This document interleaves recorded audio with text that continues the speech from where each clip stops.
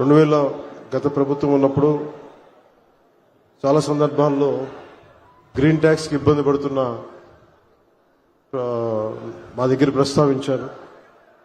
దానిని సంవత్సరంన్నర లోపే ఆ సమస్యను అడ్రస్ చేయడం జరిగింది. అలాగే గత ప్రభుత్వం మనకి మనీ ఇచ్చిన కానీ రోడ్లు పూడ్చలేకపోవటం, మరింత రిపేర్లు రావటం, ఇవన్నీ చాలా సందర్భాల్లో మాట్లాడారు.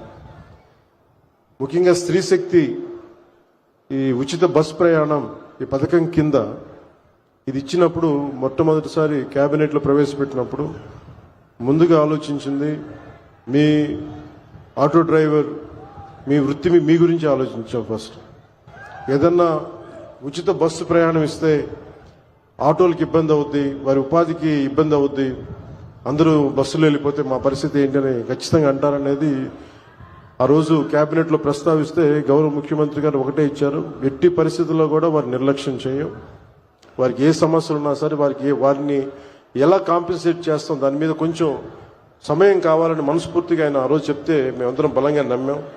దాన్ని పెట్టుకుని ఈ రోజున మీకు 15,000 రూపాయలు చాలా సంవత్సరాల కాలంలోనే వచ్చిన వెంటనే సంవత్సరాల కాలంలో మీకు 15,000 రూపాయలు మీ అకౌంట్లో పడబోతుంది. దానికి ఆ నిర్ణయం చాలా ఇబ్బందికరమైన పరిస్థితులు ఆర్థికంగా, అలాంటిది మీకోసం 15,000 రూపాయలు ఇంత ఆర్థిక ఇబ్బందులు ఉన్నా కానీ ముందుకు తీసుకెళ్ళి మనస్ఫూర్తిగా నారా చంద్రబాబు నాయుడు గారికి మీ అందరి తరపున హృదయపూర్వక కృతజ్ఞతలు తెలియజేస్తాను.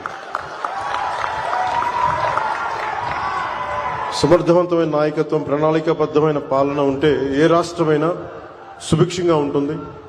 గడిచిన 15 నెలల కాలంలో గౌరవ ముఖ్యమంత్రి శ్రీ నారా చంద్రబాబు నాయుడు గారి నాయకత్వంలోని కూటమి ప్రభుత్వం ఈ విషయాన్ని పదే పదే నిరూపించింది. ఆ క్రమంలో ఇందాక మీకు చెప్పినట్టుగా ఆడపడుచులకు ఇచ్చిన మాటలు నిలబెట్టుకునే పరిస్థితుల్లో మీకు ఆటోలు, క్యాబ్లు నడుపుకుంటూ జీవనం సాగించే వారిపైన ప్రభావం చూపించింది. అందుకనే ఈ రోజున 15,000 రూపాయలు మీకు ఇచ్చి మీకు చిన్నపాటి వెన్నుదన్నుగా ఉన్నామని తెలియజేసుకుంది కూటమి ప్రభుత్వం.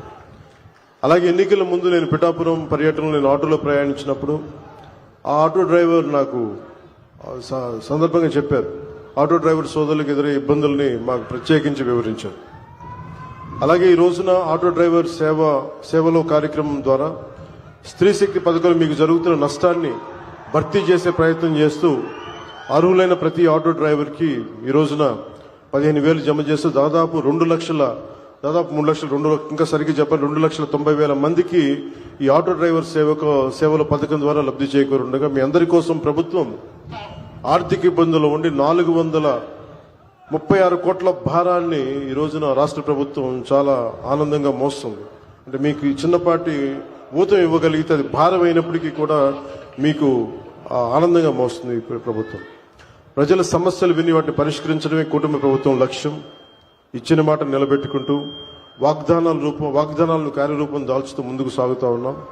ఆటో డ్రైవర్లకు అండగా నిలబడి వారి జీవనోపాధి కాపాడటం కోసం కూటమి ప్రభుత్వం బాధ్యతగా భావిస్తున్నాం. సమర్థవంతమైన నాయకత్వం ఉంటే ప్రజల జీవితంలో చాలా నిజమైన మార్పు తీసుకురావచ్చు అనేది మరోమారు ఈ పథకం మరోసారి రుజువు చేస్తూ ఉంది.